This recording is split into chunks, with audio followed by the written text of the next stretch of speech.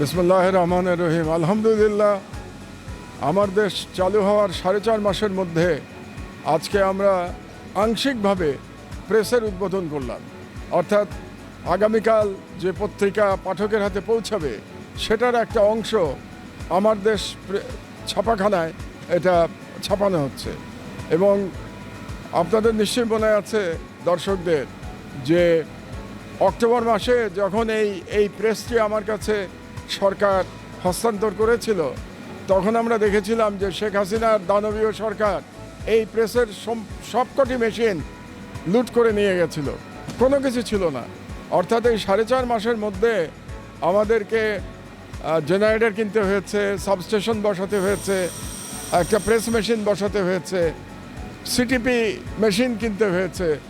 এবং এত কিছু করে আলহামদুলিল্লাহ আমার সহকর্মীদের অক্লান্ত পরিশ্রমের ফলে আমরা আজকে আমার দেশ ছাপাখানায় আবার ছাপাতে পারলাম প্রায় 12 বছর পরে। সেই 2013 সালের 11ই এপ্রিল সর্বশেষ এই ছাপাখানায় আমার দেশ পত্রিকা প্রকাশিত হয়েছিল, ছাপানো হয়েছিল এখান থেকে।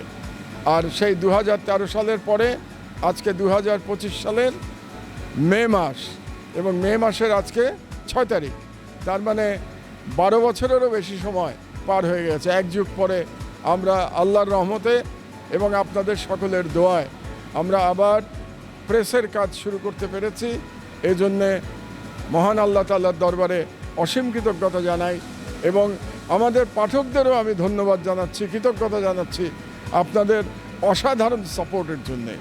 গত 4.5 মাসে আপনারা আমার দেশকে যেভাবে সাপোর্ট করেছেন, এটা আমার মনে হয় বাংলাদেশের মিডিয়ার ইতিহাসে এটা এক ধরনের উদাহরণ হয়ে থাকবে যে শুধুমাত্র পাঠকের সমর্থনে একটা পত্রিকা কতদূর এগিয়ে যেতে পারে এই স্বল্প সময়ের মধ্যে, তার উদাহরণ আজকে আমার দেশ।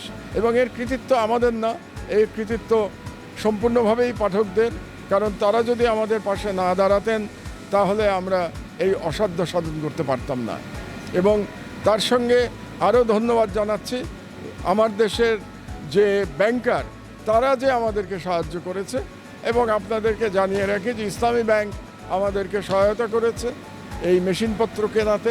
এই জন্যে আমরা ইসলামী ব্যাংক কর্তৃপক্ষের কাছেও আমরা কৃতজ্ঞ যে তারা খুব অল্প সময়ের মধ্যে আমাদেরকে অর্থের সংস্থান করে দিয়েছে।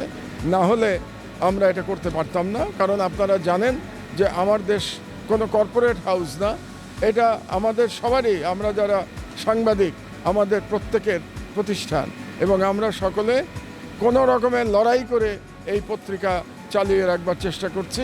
এবং সেই কারণে আমার যারা সহকর্মী তাদের সকলেরই অবদান সমভাবে তারা অবদান দিয়ে চলেছেন।